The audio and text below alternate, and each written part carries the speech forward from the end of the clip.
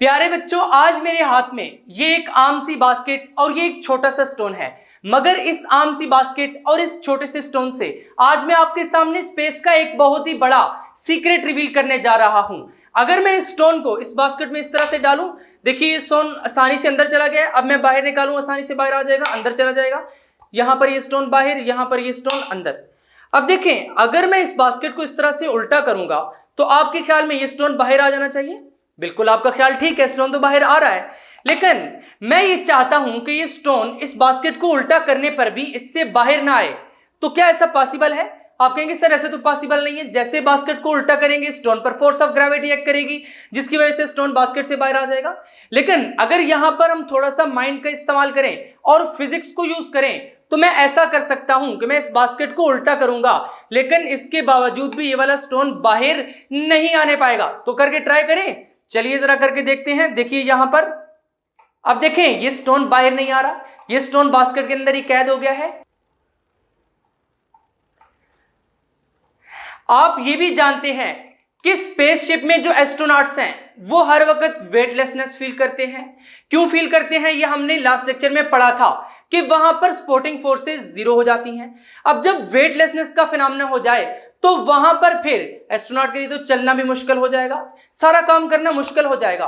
तो वहां पर अगर पूरे स्पेसशिप को ही रोटेट करवा दिया जाए तो वहां पर स्पेसशिप में जो एस्ट्रोनॉट है वो भी कुछ इसी तरह का फील करेगा जिस तरह के ये स्टोन इस बास्केट में फील कर रहा है। और वो जो एस्ट्रोनॉट उस स्पेसशिप में फील करेगा उसी के बारे में आज हम पढ़ने जा रहे हैं, और उसको हम कहते हैं आर्टिफिशियल ग्रेविटी। तो चलिए नोट्स में हेडिंग लगाइए, आर्टिफिशियल ग्रेविटी। ये article 11th class physics new book chapter number 3 circular and rotational motion का ही एक आर्टिकल है जिसका नाम है आर्टिफिशियल ग्रेविटी। तो इससे पहले कि आज के इस लेक्चर को स्टार्ट करें, अगर अभी तक आपने फिजिक्स इनसाइड आउट को सब्सक्राइब नहीं किया तो जल्दी से सब्सक्राइब करके बेल आइकन के बटन को क्लिक कर दें और इसके साथ साथ वीडियो को लाइक कर दीजिए ताकि आज के लेक्चर को स्टार्ट किया जा सके। तो आज के लेक्चर में सबसे पहले हमने देखना है कि आर्टिफिशियल ग्रेविटी की जरूरत क्यों पड़ती है। लास्ट लेक्चर में मैंने आपको वेटलेसनेस के बारे में बताया था। तो क्या होता है वेटलेसनेस? आपके मन में यही आ रहा होगा कि सर सपोर्टिंग फोर्स जीरो होती है, Fn जीरो की इक्वल हो जाती है। तो हाँ भाई, बिल्कुल सही सोच रहे हो, सपोर्टिंग फोर्स ही जीरो होती है। लास्ट लेक्चर में मैंने आपको क्या बताया था कि वेटलेसनेस का हरगिज ये मतलब नहीं है कि वहां पर वेट जीरो है या वहां पर ग्रेविटी जीरो है। वहां पर क्या है, ग्रेविटी भी जीरो नहीं है और वेट भी जीरो नहीं है। जब ग्रेविटी भी जीरो नहीं है तो वेट भी जीरो नहीं है। भाई ग्रेविटी वहां पर प्रेजेंट है तो फिर आर्टिफिशियल ग्रेविटी क्रिएट करने की क्या जरूरत है। लास्ट लेक्चर में मैंने आपको एक चीज समझाई थी कि अब जिस तरह मैं यहां पर अर्थ पे खड़ा हुआ हूं तो मेरा कुछ ना कुछ वेट है, यानी फोर्स ऑफ ग्रेविटी अर्थ मेरे ऊपर एक्ट कर रही है जिसकी वजह से मैं इस अर्थ पर खड़ा हुआ हूं। लेकिन उसके साथ साथ जो फ्लोर है वो मुझे अपवर्ड पुश कर रहा है ना, जिसकी वजह से मैं फ्लोर के ऊपर अपनी पोजीशन मेंटेन रखे हुए हूं। तो अगर ये अपवर्ड पुश खत्म हो जाए तो उस फिनोमेना को हम क्या कहते हैं, वेटलेसनेस। यानी वहां पर सपोर्टिंग फोर्स जीरो हो जाएगी ना। अभी यहां पर जमीन पे मैं खड़ा हुआ हूं तो मुझे एक सपोर्टिंग फोर्स मिल रही है, फ्लोर ने मुझे ऊपर पुश करके रखा हुआ है। अगर फ्लोर का ऊपर वाला पुश खत्म हो जाए जो उसने मुझे देकर रखा हुआ है तो क्या मैं यहां पर चल पाऊंगा? बिल्कुल भी नहीं चल पाऊंगा। तो प्यारे बच्चों, जब वेटलेसनेस का फिनोमेना होता है वहां पर भी सपोर्टिंग फोर्सेस वैनिश हो जाती हैं, यानी वहां पर सपोर्टिंग फोर्सेस नहीं होती, ऐसी फोर्सेस नहीं होती जो उस एस्ट्रोनॉट को स्पेसशिप में स्टेबल रख सके। यानी वहां पर ना तो वो एस्ट्रोनॉट कुछ लिख पाएगा ना ही वो चल पाएगा, क्योंकि सपोर्टिंग फोर्सेस जो नहीं है, वेट भी है ग्रेविटी भी है, लेकिन जब सपोर्टिंग फोर्सेस नहीं है तो उस केस में क्या होगा कि अपवर्ड पुश नहीं मिलेगा, वो वहां पर अपनी पोजीशन को स्टेबल नहीं रख सकेगा। वहां पर फिर मसला तो बन गया, जब वो कोई काम नहीं कर सकेगा तो स्पेसशिप में एस्ट्रोनॉट का फायदा क्या है। तो वहां पर फिर हम आर्टिफिशियल ग्रेविटी क्रिएट करते हैं, यानी एस्ट्रोनॉट को एक जमीन जैसा ही माहौल प्रोवाइड करने के लिए जहां पर वो अपने पैरों के नीचे इस तरह का पुश महसूस करे। अब उसके पैरों के नीचे इसी तरह का दबाव महसूस करवाने के लिए हम स्पेसशिप में आर्टिफिशियल ग्रेविटी को क्रिएट करते हैं। यहां पर अब एक और बात भी आती है, ग्रेविटी फ्री स्पेस। क्या बात आती है? Gravity free space. तो सर ग्रेविटी फ्री स्पेस का क्या मतलब है कि क्या यहां पे ग्रेविटी जीरो है? ना ना, सोचना भी नहीं है, ग्रेविटी जीरो नहीं है। ग्रेविटी फ्री स्पेस का मतलब यह है कि यहां पर आपको ग्रेविटी के इफेक्ट्स महसूस नहीं हो रहे, क्योंकि जब सपोर्टिंग फोर्सेस जीरो हैं तो आपको वेटलेस महसूस होगा, यानी आपका कोई वेट नहीं है, आपको इस तरह से महसूस होगा। अपेरेंट वेट नहीं है, एक्चुअल वेट तो वहां पर होगा ना, अपेरेंट वेट वहां पर नहीं होगा, यानी कि आप वेटलेस फील करेंगे, आप खुद फील करेंगे। जब वेटलेस फील करेंगे तो वहां पर आपको ऐसे महसूस होगा जैसे ग्रेविटी आपको अपनी तरफ पुल ही नहीं कर रही। जब ग्रेविटी पुल ही नहीं कर रही तो आपको क्या महसूस होगा कि वहां पर ग्रेविटी फ्री स्पेस है। जब ग्रेविटी फ्री स्पेस होगी तो फिर आप कोई काम नहीं कर सकते। वहां पर बहुत सारे फिजियोलॉजिकल इश्यूज भी आ जाते हैं, जैसे आपका ब्लड सही तरह से सर्कुलेट नहीं कर सकता ग्रेविटी फ्री स्पेस में, आपके जो मसल्स हैं वो वीक होना स्टार्ट हो जाते हैं, बोन्स का लॉस शुरू हो जाता है। इस सारी कंडीशन से ना बचने के लिए हम स्पेसशिप में आर्टिफिशियल ग्रेविटी को क्रिएट करते हैं। तो भाई आर्टिफिशियल ग्रेविटी को किस तरह से क्रिएट किया जाता है? अब बात तो ये आती है, अगर पूरे स्पेसशिप को अपने ही एक्सिस पर रोटेट करवा दिया जाए तो जिस तरह भी आपने देखा कि बास्केट में जो स्टोन था वो वहां पर अपनी पोजीशन मेंटेन कर चुका था, बाहर नहीं गिर रहा था, यानी वहां पर एक जगह पे स्टिक हो गया था बास्केट के बॉटम के साथ। तो यहां पर भी इसी तरह से जब पूरे का पूरा स्पेसशिप रोटेट करना स्टार्ट कर देता है अपने एक्सिस पर, तो वहां पर भी जो एस्ट्रोनॉट है वो अपने पांव के नीचे ऐसा ही दबाव महसूस करता है जैसा कि हम जमीन पर महसूस कर रहे हैं। जब इसी तरह का वो दबाव महसूस करना स्टार्ट कर देता है, वो अपना वेट महसूस करना स्टार्ट कर देता है, वहां पर फिर उसको ऐसे लगता है जैसे यहां पर ग्रेविटी प्रेजेंट है। क्यों प्रेजेंट होगी? क्योंकि वहां पर हमने आर्टिफिशियल ग्रेविटी क्रिएट जो कर दिया है। तो यहां से पता ये चला कि अगर स्पेसशिप को अपने ही एक्सिस पर रोटेट करवा दिया जाए, स्पिन करवा दिया जाए, तो एस्ट्रोनॉट को ऐसे फील होगा कि वहां पर ग्रेविटी प्रेजेंट है। तो उसको जो फील हो रहा है ना कि ग्रेविटी प्रेजेंट है, एक्चुअली वो आर्टिफिशियल ग्रेविटी होगी। तो चलिए इसकी डेफिनेशन लिखते हैं। यहां पर अब हमने आर्टिफिशियल ग्रेविटी की एक छोटी सी डेफिनेशन लिख दी है। किस तरह से? Artificial gravity is a gravity like effect. याद रखें ये एक्चुअल ग्रेविटी नहीं है, ग्रेविटी लाइक इफेक्ट। जिस तरह ना छोटे बच्चे नकल उतारते हैं बड़े की, इसी तरह ये वाली जो आर्टिफिशियल ग्रेविटी है ना, ये इस एक्चुअल ग्रेविटी की नकल है, यानी एक्चुअल ग्रेविटी तो नहीं होगी लेकिन उसकी तरह आपको लगेगा कि वहां पर इसी तरह की ग्रेविटी है जिस तरह की जमीन पर है। Produced in an orbiting satellite. देखिए जो भी सैटेलाइट्स हैं वो अर्थ के अराउंड अपने ऑर्बिट में मूव कर रहे हैं, इसलिए उन्हें क्या करें? Orbiting satellite. उन ऑर्बिटिंग सैटेलाइट्स को क्या किया जाता है कि अपने एक्सिस पर ही स्पिन करवा दिया जाता है, जिसकी वजह से वहां पर ग्रेविटी लाइक इफेक्ट प्रोड्यूस होता है, जिसको हम क्या कहते हैं? Artificial gravity. आप कहेंगे सर कोई बात सही से पले नहीं पड़ रही, तो जनाब हम है ना, आइए समझाते हैं आपको। देखिए लास्ट लेक्चर में मैंने आपको क्या बताया था कि लेट्स से यहां पर ये एक चेयर है, ये क्या है? एक चेयर है, इस पर कोई पर्सन इस तरह से बैठा हुआ है। अब ये पर्सन अपना वेट महसूस कर रहा है। क्यों कर रहा है? क्योंकि एक तो अर्थ इसको अपनी तरफ पुल कर रही है due to force of gravity, लेकिन सिर्फ अर्थ के पुल करने से तो नहीं, ये चेयर पर बैठा हुआ है, चेयर इसको अपवर्ड पुश कर रही है। चेयर इसको क्या कर रही है? अपवर्ड पुश कर रही है, जिसकी वजह से ये महसूस कर रहा है कि यार यहां पे मेरा कोई ना कोई वेट है। हाँ यही बात है ना कि चेयर इसको अपवर्ड पुश कर रही है, इसकी वजह से ये अपना वेट महसूस कर रहा है। अगर यहां पर ये चेयर वाला पुश खत्म हो जाए, यानी अगर मैं इसको स्पेस पे ले जाकर छोड़ दूं, तो फिर क्या होगा? चेयर भी नीचे मूव करेगी और ये पर्सन भी नीचे मूव करेगा, दोनों सेम वैल्यू ऑफ जी के साथ नीचे मूव करेंगे, यानी फिर चेयर भी नीचे मूव कर रही है, पर्सन भी नीचे मूव कर रहा है, चेयर कोई अपवर्ड पुश नहीं दे रही, यानी Fn इक्वल टू 0 हो गया है। जब चेयर अपवर्ड पुश नहीं दे रही तो पर्सन को ऐसे लगेगा जैसे उसके नीचे कोई चीज नहीं है, यानी कोई चीज उसको पुश नहीं कर रही, तो उसको ऐसे महसूस होगा जैसे मेरा वेट ही नहीं है। इसी चीज को हम कहते थे वेटलेसनेस, कि पर्सन यहां पे एक्चुअली वेट महसूस नहीं कर रहा। रियल वेट की बात करें तो रियल वेट यहां पर प्रेजेंट है, फोर्स ऑफ ग्रेविटी भी यहां पर प्रेजेंट है, लेकिन कोई चीज उसको अपवर्ड पुश नहीं कर रही। याद रखें हम जितना भी वेट फील करते हैं ना, जिस तरह के अब मैं यहां पे अपने हाथ पे ये मार्कर रखता हूं तो मुझे इसका वेट फील हो रहा है। क्यों फील हो रहा है? क्योंकि मेरा हाथ इसको ऊपर की तरफ पुश कर रहा है। अब यहां पर भी इसी तरह से है, क्योंकि चेयर आपको ऊपर की तरफ पुश कर रही है, इसी वजह से आपको क्या फील हो रहा है? अपना वेट फील हो रहा है। लेकिन जब चेयर भी नीचे मूव करेगी, आप भी नीचे मूव करेंगे, तो उस केस में क्या होगा कि आपको वेट फील नहीं होगा। जब वेट फील नहीं होगा, क्यों नहीं फील होगा? क्योंकि वहां पर अपवर्ड फोर्स 0 हो गई है। तो इसी कंडीशन को हम क्या कहते हैं? वेटलेसनेस। सिमिलरली सैटेलाइट्स के केस में मैंने आपको बताया था कि वो भी हर वक्त फ्रीली फॉल करते हैं। कोई भी स्पेसक्राफ्ट, मान लीजिए कोई भी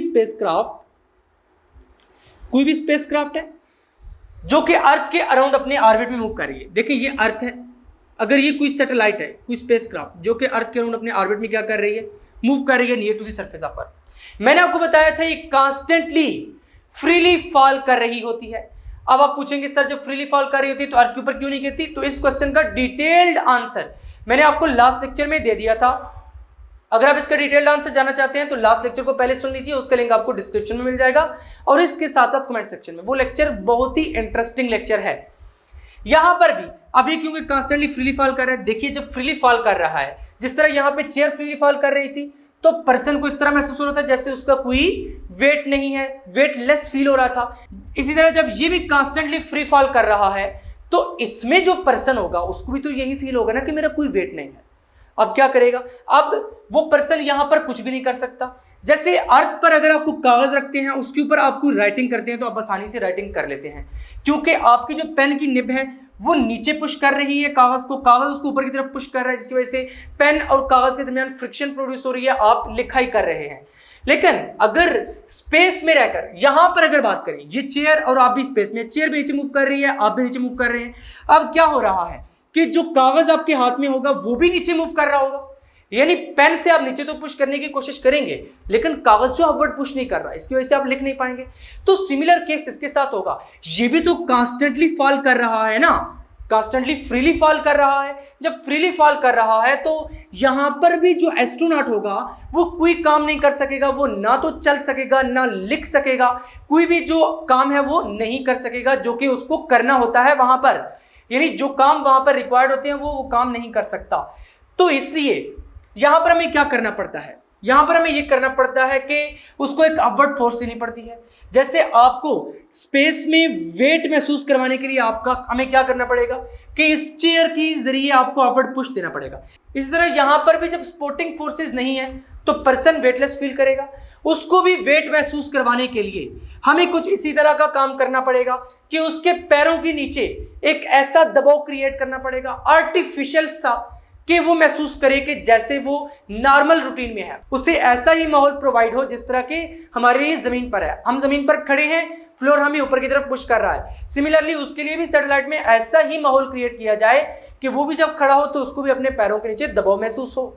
तो इस तरह करने के लिए हम क्या करते हैं? आर्टिफिशियल ग्रेविटी क्रिएट करते हैं। अब आपको समझ आ चुकी होगी कि आर्टिफिशियल ग्रेविटी की जरूरत क्यों पड़ती है।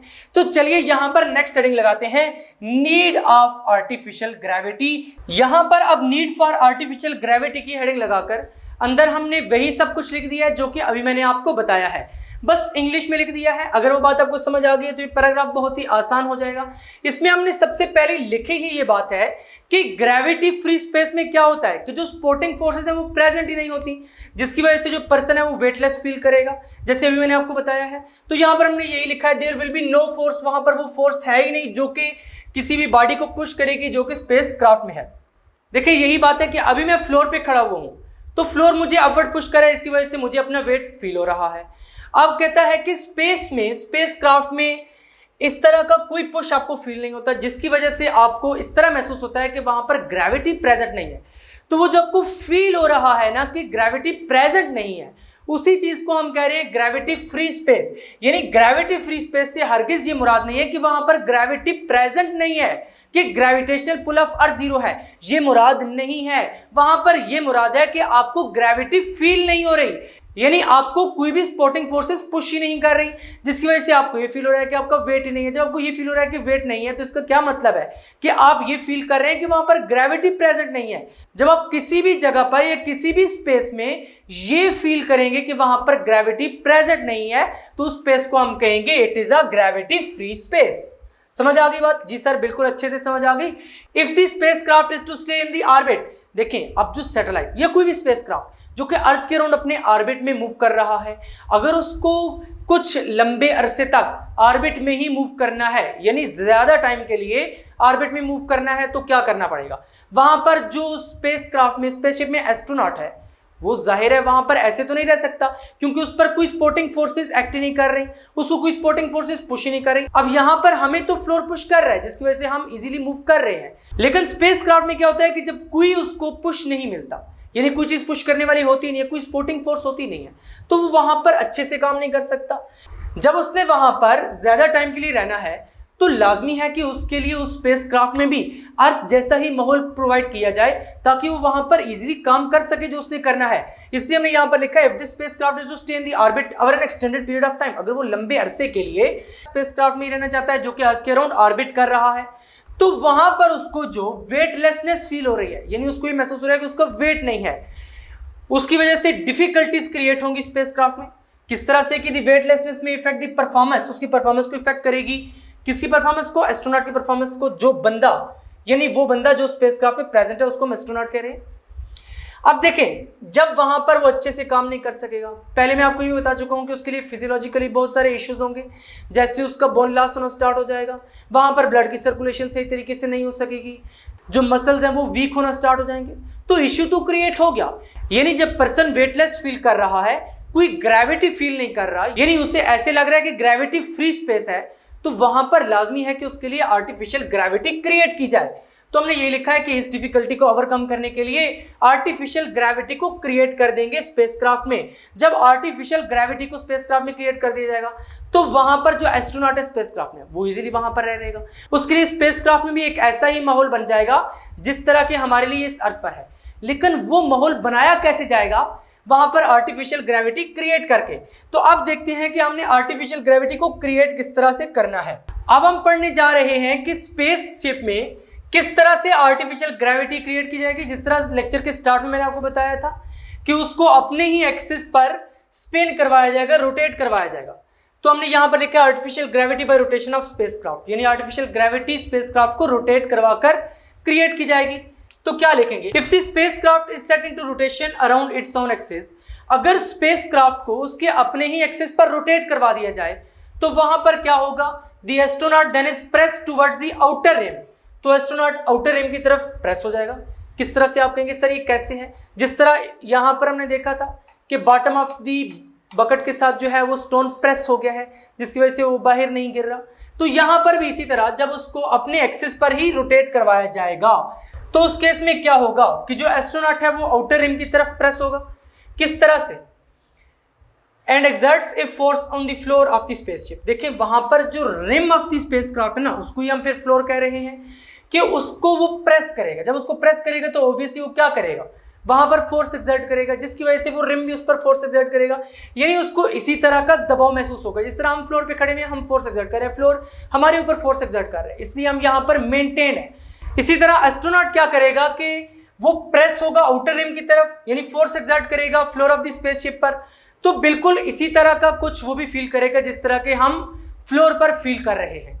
लेकिन अब बात ये आती है कि स्पेसशिप को कितनी फ्रीक्वेंसी पर रोटेट किया जाए कि उसमें अर्थ जैसा ही माहौल क्रिएट हो जाएगा। इन शॉर्ट हमने यहां पर निकालना यह है कि एक स्पेसशिप को कितनी फ्रीक्वेंसी पर उसके अपने एक्सिस पे ही रोटेट करवाया जाए, ताकि जिस तरह अर्थ पर ग्रेविटी है उसमें भी इस तरह की आर्टिफिशियल ग्रेविटी क्रिएट हो जाए। स्पेसक्राफ्ट की फ्रीक्वेंसी को डिस्कस करने के लिए यहां पर हमने एक स्पेसक्राफ्ट का मॉडल ले लिया है, और ये सबसे बेहतरीन मॉडल है स्पेसक्राफ्ट का, जिसके जरिए आसानी से एक्सप्रेशन फॉर फ्रीक्वेंसी को डिस्कस किया जा सकता है। देखिए हमने निकालना ये है कि इस स्पेसक्राफ्ट को कितनी फ्रीक्वेंसी के साथ रोटेट किया जाए ताकि इसमें भी अर्थ जैसा ही माहौल पैदा हो जाए, इसमें भी कुछ इस तरह की ग्रेविटी क्रिएट हो जाए, ग्रेविटी लाइक इफेक्ट क्रिएट हो जाए जिस तरह के हम अर्थ पर फील कर रहे हैं।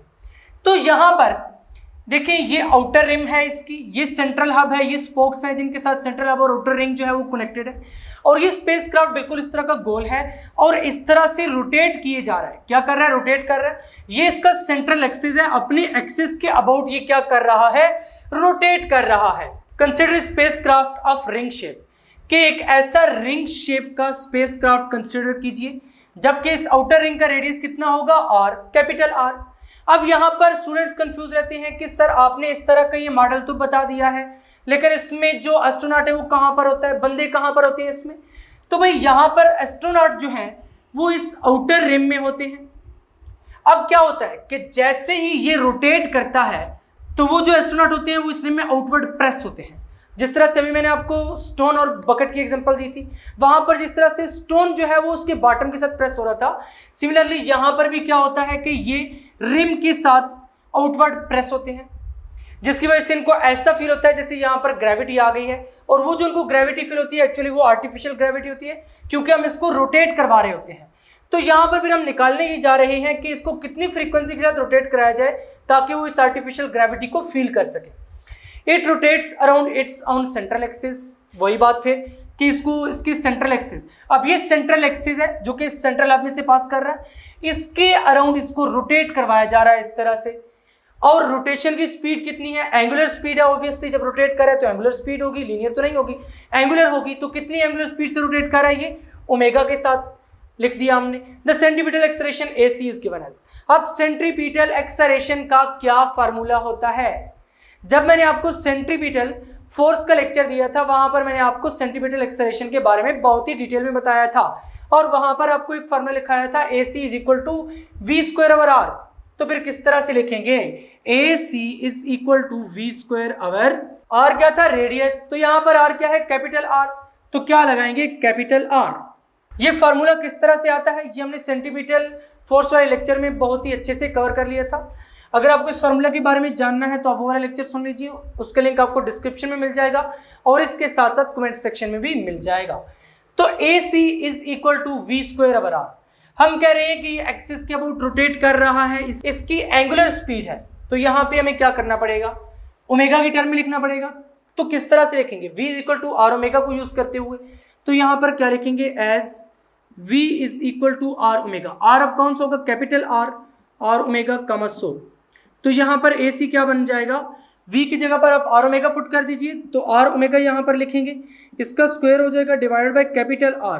दिस इम्प्लाइज दैट, मैं अब इम्प्लाइज करके स्टेप के आगे स्टेप कर रहा हूँ, आपने स्टेप के नीचे स्टेप करना है। आपने ये वाला स्टेप उठा के इसके नीचे लिखना होगा, क्योंकि पेपर में जब आप स्टेप नीचे स्टेप करेंगे तो उसका एक बहुत ही प्रोफेशनल से इंप्रेशन पड़ता है और वहां से बहुत ज़बरदस्त मार्क्स आ सकते हैं। अभी आगे चलकर मैं आपके लिए स्पेशल वीडियो अपलोड करूंगा जिसमें आपको ये बताऊंगा कि पेपर को लिखना कैसे है, क्योंकि एक दो ऐसी ट्रिक्स हैं जिनको फॉलो करते हुए अगर पेपर को प्रेजेंट किया जाए ना तो क्या ही बात है, मज़ा ही आ जाता है। वो ट्रिक्स आगे चलकर मैं आपको बताऊंगा। फिलहाल यहाँ पर आपने याद रखना है कि आपने हमेशा स्टेप के नीचे स्टेप करना है जब आप पेपर में लिख रहे होंगे। तो AC is equal to R का स्क्वायर R स्क्वायर ही हो जाएगा, साथ में omega square divided by R।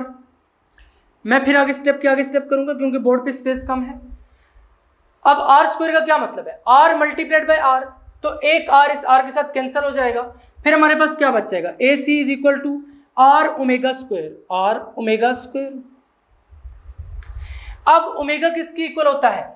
आपकी बुक में तो डायरेक्ट लिखा हुआ है, लेकिन यहाँ पर आपको मालूम होना चाहिए कि ओमेगा कहाँ से आया। ऐसे हवा से उड़कर तो नहीं आ गया, फिजिक्स में तो हर चीज़ का लॉजिकल रीज़न होता है ना। तो फिर यहाँ पर क्या रीज़न है? देखिए, मैंने आपको आर्टिफिशियल सैटेलाइट्स वाले लेक्चर में टाइम पीरियड का एक रिलेशन बताया था, और क्या बताया था? T is equal to 2πr/v, क्योंकि यहाँ पर रेडियस क्या है? कैपिटल R, इसलिए कैपिटल R लेंगे। अब ये क्या था एक्चुअली? सर्कमफेरेंस। ये वाला जो सर्कल है आउटर रिम, इसका रेडियस हमने कितना लिया है? Capital R। जब कैपिटल R लिया तो फिर सर्कमफेरेंस कितना हो जाएगा? 2πr। सर्कमफेरेंस का यही फार्मूला होता है, डिवाइडेड बाय V। अब यहाँ पर क्योंकि हम एंगुलर स्पीड ले रहे हैं तो यहाँ पर भी V is equal to R omega कर देंगे। तो यहाँ पर अब क्या करेंगे? T is equal to 2πr/, V को क्या लिखेंगे? R omega.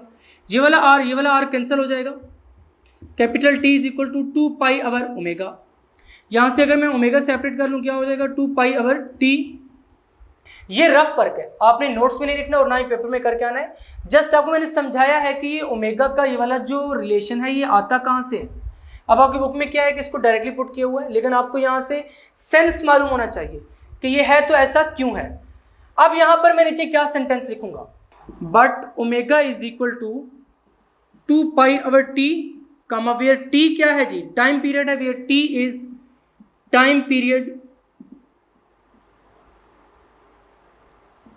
Of revolution of spaceship. किसका? स्पेसशिप। देखिए ये रोटेट कर रही है ना, एक रोटेशन के लिए जो टाइम लगेगा, यानी 1 रोटेशन कंप्लीट करने के लिए जो टाइम लगेगा उसको हम क्या कहते हैं, टाइम पीरियड। तो टाइम पीरियड क्या है, t, 100। अब मैं इस ओमेगा की जगह पर अगर ये वाली चीज पुट कर दूं तो कैसा रहेगा, बहुत अच्छा रहेगा। पुट कर दीजिए AC is equal to R, omega की जगह पर ये पुट कर दीजिए 2 पाई our t।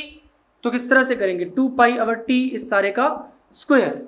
This implies that AC is equal to, अब यहां पर R तो इसी तरह से रहेगा, इस सारे का आप स्क्वायर कर लें, किस तरह से होगा, 2 का स्क्वायर 4, पाई का square pi square over t square, इसी तरह से लिख दें 4 pi square over t square, यही चीज आ जाएगी आपके पास। अब आपने मैट्रिक में एक फार्मूला पढ़ा था, F is equal to 1 over t। ये F is equal to 1 over t का क्या मतलब है कि फ्रीक्वेंसी क्या है, रेसिप्रोकल ऑफ टाइम पीरियड है। टाइम पीरियड क्या है, 1 वाइब्रेशन या 1 रोटेशन कंप्लीट करने के लिए जो टाइम लगता है उसको हम टाइम पीरियड कहते हैं। उसको अगर उल्टा दें तो आपको क्या मिल जाएगी, फ्रीक्वेंसी। यानी 1 सेकंड में टोटल कितनी रोटेशन हुई हैं, इसको हम फ्रीक्वेंसी कहेंगे। तो अगर यहीं पे मैं F का स्क्वायर कर दूं तो इधर भी मुझे स्क्वायर करना पड़ेगा, t स्क्वायर हो जाएगा। It's mean 1 over t square को मैं F स्क्वायर पुट कर सकता हूं। तो इधर से मैं 1 आवर t को सेपरेट कर लेता हूं, फिर AC is equal to 4 pi square R into 1 over t का स्क्वायर, इसी तरह से होगा। यहां पर क्या लिखेंगे, since F is equal to 1 over t, साथ ये भी बेशक लिख दें, this implies that F square is equal to 1 over t square, comma 100।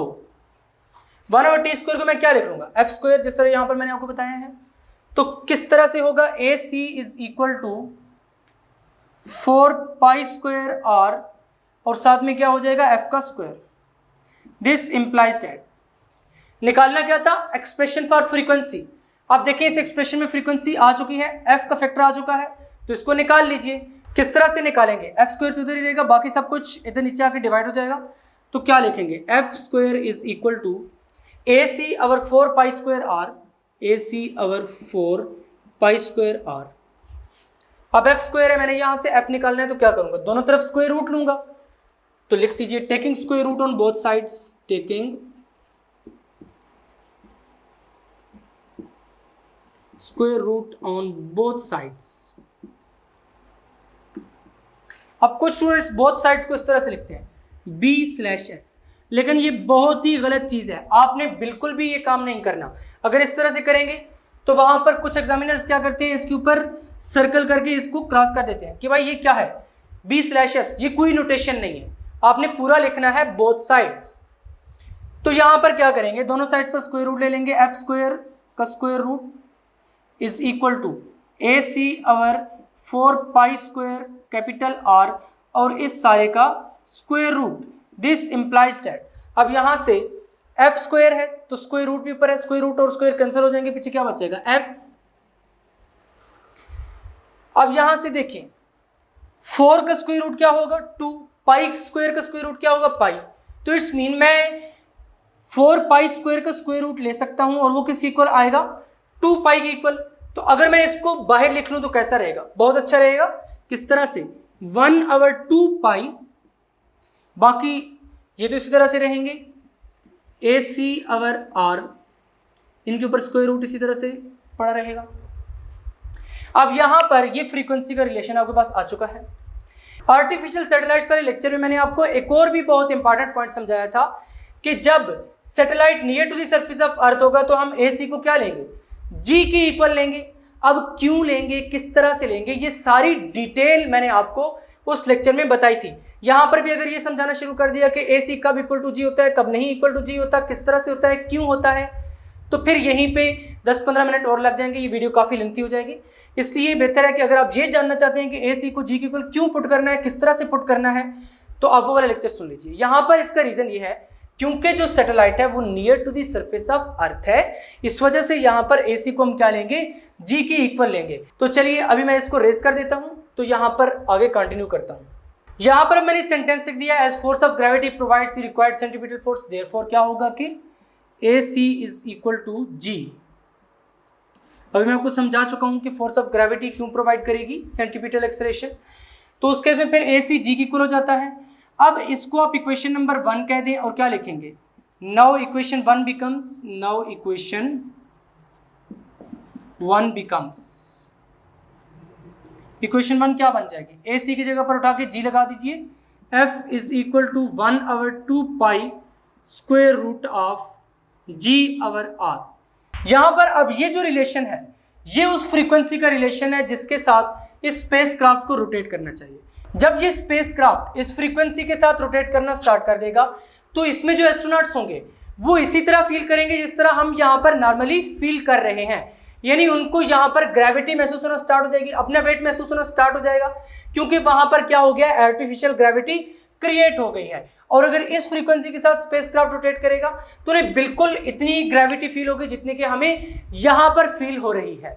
Finally आपने यही सेंटेंस लिख देना है, when the spaceship rotates with this frequency, यानी इस फ्रीक्वेंसी के साथ जब ये स्पेसशिप रोटेट करेगी तो क्या होगा कि आर्टिफिशियल ग्रेविटी क्रिएट हो जाएगी, बिल्कुल इसी तरह से जिस तरह हमें अर्थ पर ग्रेविटी फील हो रही है। जब इस फ्रीक्वेंसी के साथ ये स्पेसक्राफ्ट रोटेट करेगा तो यहाँ पर भी जो इसमें एस्ट्रोनॉट्स हैं, जो इनहेबिटेंट्स हैं इसमें, वो फील करेंगे कि इसी तरह की ग्रेविटी क्रिएट हो गई है यहाँ पर भी। तो फाइनली आर्टिफिशियल ग्रेविटी वाला लेक्चर यहाँ पर एंड होता है। इसमें हमने क्या पढ़ा कि artificial gravity actually real gravity नहीं होती, बल्कि एक आर्टिफिशियल यानी एक नकल होती है ग्रेविटी की। जिस तरह मैंने आपको एग्जांपल दी थी ना कि छोटे बच्चे नकल उतारते हैं किसी की, इस तरह ये भी एक नकल है, यानी आर्टिफिशियल ग्रेविटी है।